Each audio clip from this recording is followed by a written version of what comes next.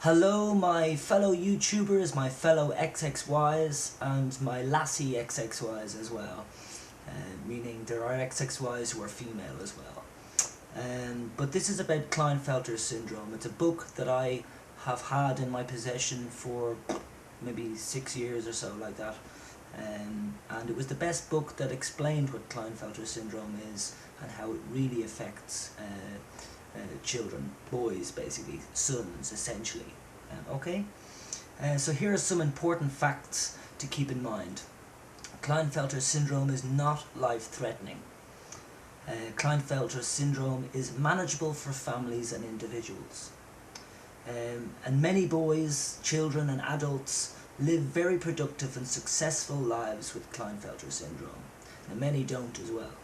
And if your son experiences any difficulty, there are many ways in which he may be helped, so please do not fret.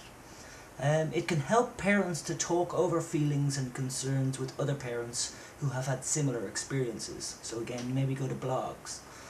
The Klinefelter syndrome associations in America and UK, United Kingdom, offer emotional support, practical advice and more detailed information than is possible in this book. Some parents discover during pregnancy that they are going to have a baby with Klinefelters, and it's obviously difficult for any parent to hear that their child may be born with a condition,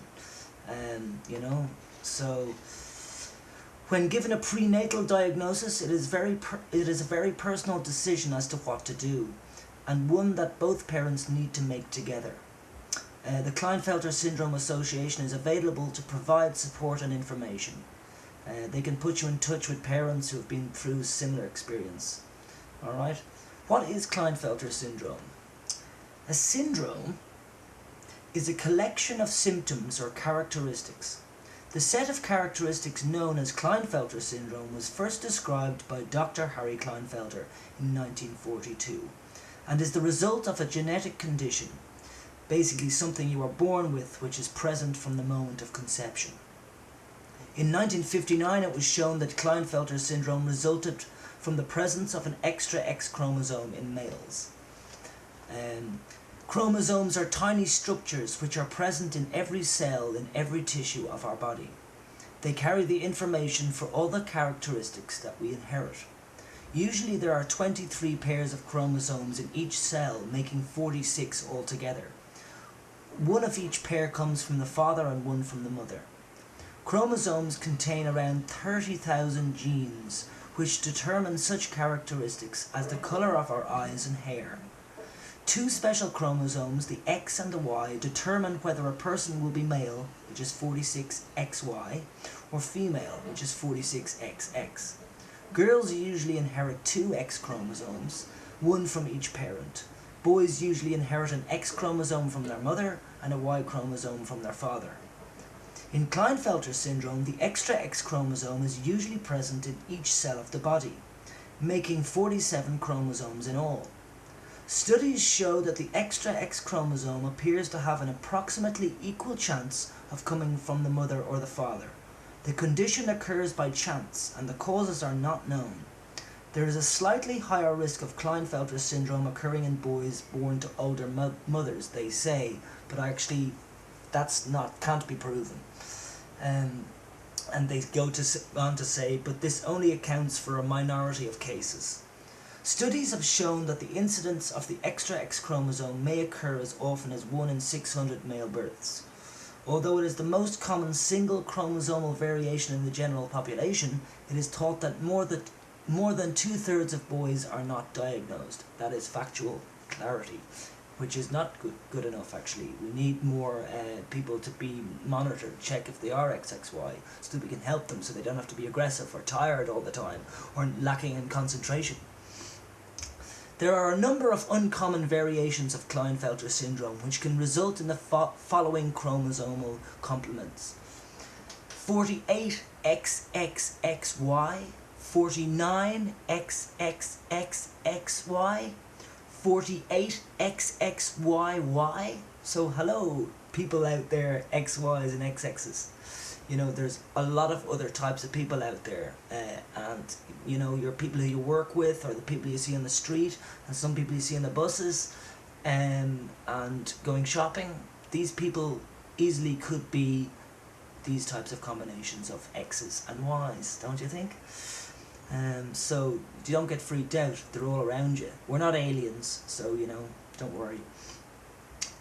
So it is also possible to have a mosaic chromosome complement, which means that not all the cells of the body are affected. In many cases, the boys with a mosaic form of Klinefelter syndrome are less affected. Basically, they can actually generally have children, is one point. Information about Klinefelter syndrome is available in medical textbooks. Yes, it is. However, many medical books remain outdated or describe severe cases. The Klinefelter Syndrome Association has a large and growing network of professionals able to advise on all aspects of the syndrome, and they are happy to assist you, they say. So please contact these agencies to help. You know, if you're concerned or you suspect that somebody you know is like that, because you're going to be helping them out well, not all of them. Some of them don't want to know, and that's their own thing, isn't it? Their own right. Did we cause our son to have Klinefelter syndrome, and could we have prevented it happening? No, nothing either of you did before or during pregnancy caused this. It can happen to anyone, and I think that's the best healthy attitude, so there's no blame going around. The blame game's not a good one. Blaming parents for giving you your life, you know, your bad life, or your bad condition, or syndrome, or whatever. You don't blame people like that. Natural life makes us what we are, and we try and find better ways to live. Isn't that true? Yes. Are we at greater risk of having a child with Klinefelter syndrome with our next pregnancy? It can happen, obviously, but it's something not to delve into. What does the extra chromosome mean in infancy and childhood? Well, a hell of a lot. Go to XXY Talk to find out about those sorts of things. There's a children and parents forum there. I won't be there because I'm not allowed to be there for some nutcase reason, but hey. So there's physical aspects to Klinefelter syndrome, and basically most of that would be skinny, non-muscular, and not a lot of facial hair, and an ability to grow breasts, and more than a general man would. And well, yeah, we all differ. That's the truth.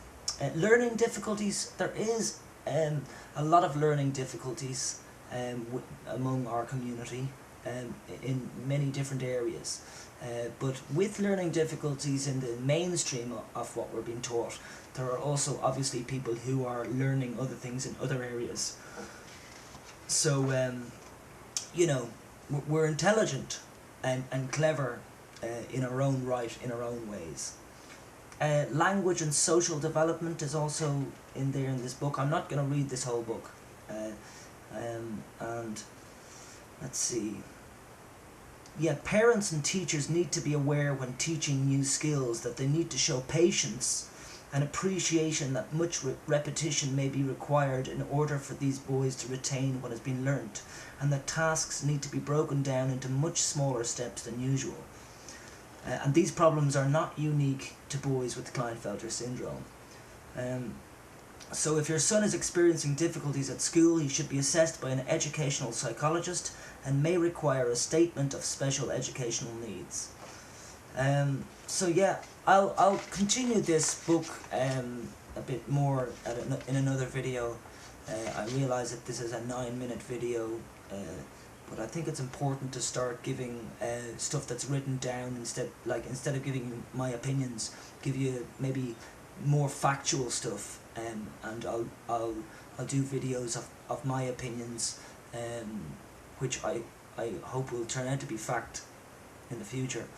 But for now, I'm glad that you've been with me to listen to the guide for parents for Klinefelter syndrome, and I will do that again. I'll do it more planned out. But XXYs, please do not freak out. We're not freaks, and we're not aliens. We are great people. and enjoy yourselves. Really enjoy yourself. All right.